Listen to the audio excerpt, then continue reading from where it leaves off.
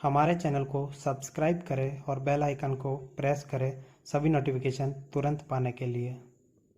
नमस्कार साथियों, हमारे YouTube चैनल जीके स्टडी पर एक बार फिर से आपका स्वागत है। साथियों, आज जो हम आपके लिए लेकर आए हैं वो हमने कल टेस्ट लिया था एक, जो कि हिंदी भाषा प्रथम से संबंधित था रीट के। तो साथियों, उस टेस्ट की जो आंसर की है वो और रिजल्ट लेकर हम आज इस वीडियो में आए हैं। तो साथियों, अभी तक आपने हमारा ये चैनल सब्सक्राइब नहीं किया है तो कर लीजिएगा और बेल आइकन को भी प्रेस कर दीजिएगा, जिससे कि आगे जितने भी हम वीडियोस लेकर आएंगे उनका नोटिफिकेशन आपको मिल पाए। तो साथियों, आपने अगर ये टेस्ट दिया है तो आप ज़रूर देखिएगा, इसको पूरा आंसर की भी देखिएगा और रिज़ल्ट भी देखिएगा कि आपकी जो रैंक थी वो क्या रही है ऑल ओवर। और अगर आपने ये टेस्ट नहीं दिया है तो भी ये वीडियो ज़रूर देखें, इसमें सारे इंपॉर्टेंट क्वेश्चन है और उनके आंसर भी आपको यहाँ पर जानने को मिलेंगे। तो चलिए साथियों, आज का जो वीडियो है अपना शुरू करते हैं। तो साथियों, हमारा जो टेस्ट था उसमें सबसे पहले आपके सामने एक प्रश्न दिखाई दे रहा होगा, मतलब एक गद्यांश दिया हुआ है। इसमें से 6 प्रश्न दिए थे। चलिए गद्यांश पढ़ते हैं हम। 22 दिसंबर 1939 को श्री धन सिंह नागरकोटी का घर रिसने लगा। मल्ली ताल में दाहिनी और बने कुछ घर भी रिसने लगे। जाड़ों के दिनों में रिसना कम ही होता था, पर अब की पता नहीं क्यों पहाड़ी पर बने घरों में भी इस रिसाव के कारण ठंड का प्रभाव कुछ ज़्यादा ही होने लगा। संतोष की बात थी कि शाम तक पानी का जोर हल्का पड़ने लगा, पर रात को जो बर्फ गिरनी शुरू हुई तो अगले दिन तक थमने का नाम नहीं लिया। 24 दिसंबर की शाम तक आकाश खुल गया और लोग वाइट क्रिसमस या श्वेत बड़ा दिन मनाने की तैयारी में जुट गए।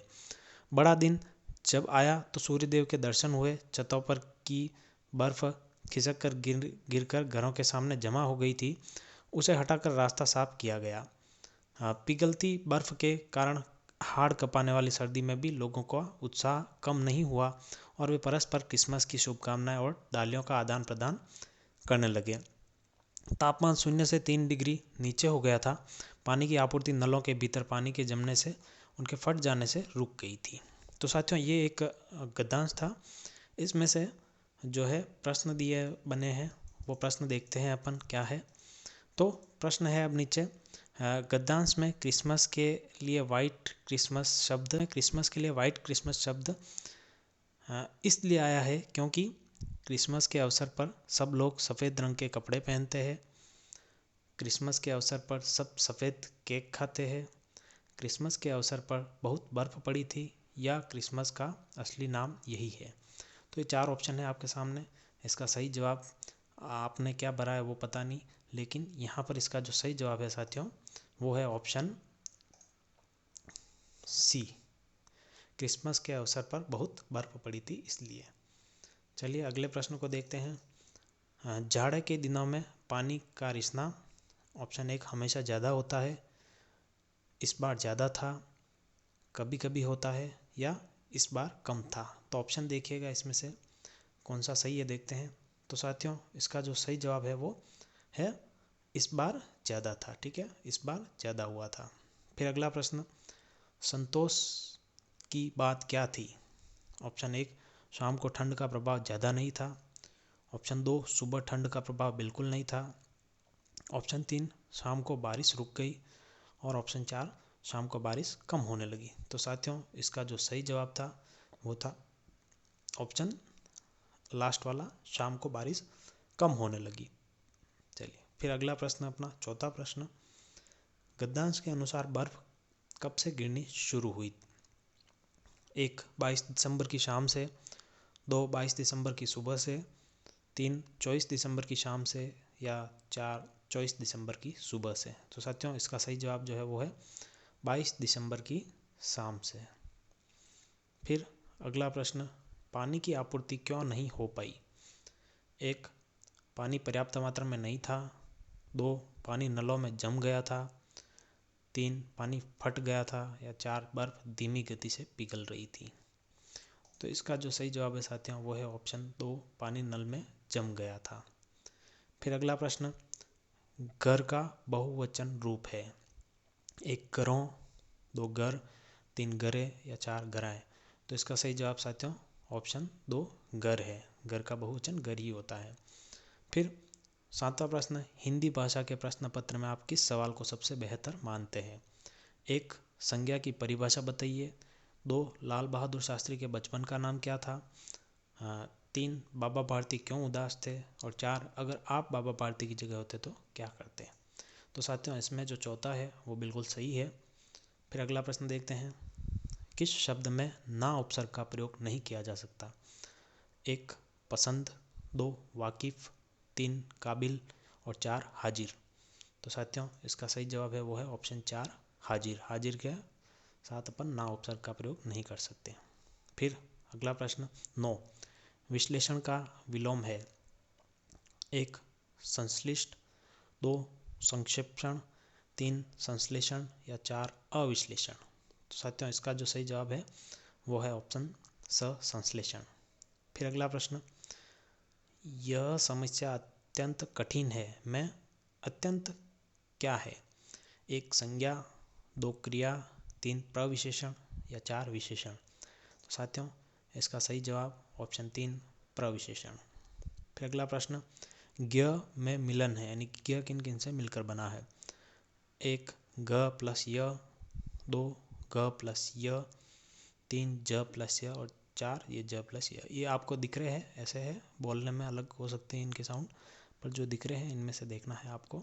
तो साथियों, इसका जो सही जवाब है वो है ऑप्शन द, बिल्कुल सही जवाब है इसका। फिर 12वां प्रश्न, विश्व हिंदी दिवस कब मनाया जाता है? 1. 10 फरवरी को, 2. 10 मार्च को, 3. 10 जून को और 4. 10 जनवरी को। तो साथियों, इसका सही जवाब ऑप्शन द 10 जनवरी को। चलिए अगले प्रश्न पे चलते हैं। देव प्लस आलय में कौन सी संधि है? 1. दीर्घ संधि, 2. गुण संधि, 3. वृद्धि संधि, 4. यण संधि। तो साथियों, इसका जो सही जवाब है वो है ऑप्शन 1 दीर्घ संधि। चलिए अगले प्रश्न पे चलते हैं। आधा तितर आधा बटेर होने का अर्थ है? 1. उचित सामंजस्य का अभाव होना, 2. छोटा बड़ा होना, 3. बेमेल तथा बेढंगा होना और 4. बिरंगा होना। तो इसका सही जवाब साथियों ऑप्शन 3 बेमेल तथा बेढंगा होना। फिर अगला प्रश्न, समुद्र की आग के लिए उपयुक्त शब्द? दावानल, जलागम, बड़वानल या भीषणाग्नि। तो इसका साथियों जो सही जवाब होगा वो होगा ऑप्शन 3 बड़वानल। फिर अगला प्रश्न, सूचक का समानार्थक शब्द है? द्योतक, द्योतक, गोतक या ज्ञापन। तो साथियों, इसका जो सही जवाब होगा वो होगा ऑप्शन द ज्ञापन। फिर अगला प्रश्न है 17वां, अडाणे राजस्थानी शब्द का हिंदी अर्थ होगा? 1. दूरी, 2. गिरवी, 3. भविष्य या 4. सगाई। तो साथियों, इसका सही जवाब जो है वो है गिरवी। फिर 18वां, चिलगाड़ी राजस्थानी शब्द का हिंदी अर्थ है? 1. जहाज, 2. बैलगाड़ी, 3. हवाई जहाज, 4. रेल। तो साथियों, इसका जो सही जवाब है वो है ऑप्शन 3 रेल। फिर अगला 19वां प्रश्न, शुद्ध वाक्य है? यह असली गाय का दूध है, यह असली गाय का दूध है, यह गाय का असली दूध है या यह गाय के असली दूध है। तो साथियों, इसका जवाब जो सही जवाब है ऑप्शन 3 है, यह गाय का असली दूध है। फिर 20वां लास्ट प्रश्न, गीता मंद मंद मुस्कुरा रही है में मंद मंद क्या है? 1. क्रिया विशेषण, 2 विशेषण, 3 क्रिया और 4 कारक। तो साथियों, इसका जो सही जवाब है वो है ऑप्शन 1 क्रिया विशेषण। तो साथियों, ये तो हमारे जो कल टेस्ट हुआ था उसकी आंसर की थी साथियों। अब बारी आती है इसके रिजल्ट की। तो साथियों, इसके रिजल्ट अब आपके सामने हम लेकर आ रहे हैं, तो आप उस रिजल्ट में से अपना रोल नंबर के अपना जो भी रिजल्ट रहा है वो देख लीजिएगा। चलिए, तो साथियों रिजल्ट ये रहा आपके सामने। देखिए नंबर 1 पे है 20 में से 19 नंबर के साथ सोनी करके नाम है, जो सोनीपत से है और लेवल 1 से है। फिर सेकंड नंबर पे जो कैंडिडेट है वो है 20 में से 18 नंबर के साथ हंसिका यादव, जयपुर से है, लेवल 2 से। फिर 20 में से 18 नंबर के साथ पूजा है, जोधपुर से, लेवल 2 के। फिर 20 में से 18 नंबर के साथ जयेंद्र सिंह राजावत है, जो पाली से है, लेवल 2 से। फिर 20 में से 18 नंबर के साथ नरेंद्र कुमार चौहान है जो राजसमंद से है लेवल 2 से। फिर उनके बाद 20 में से 18 नंबर के साथ अनुपमा सन्नी है जो लेवल 2 के है। फिर 20 में से 18 नंबर के साथ संतोष है जो शायद बीकानेर से है लेवल 2 के। फिर उनके बाद 17 नंबर वाले हैं जो नाम है वो है फर्स्ट है 20 में से 17 जैनु जैन उदयपुर से लेवल 1 के है। फिर उनके बाद 20 में से 17 प्रियंका जो टोंक से है लेवल 1 से है।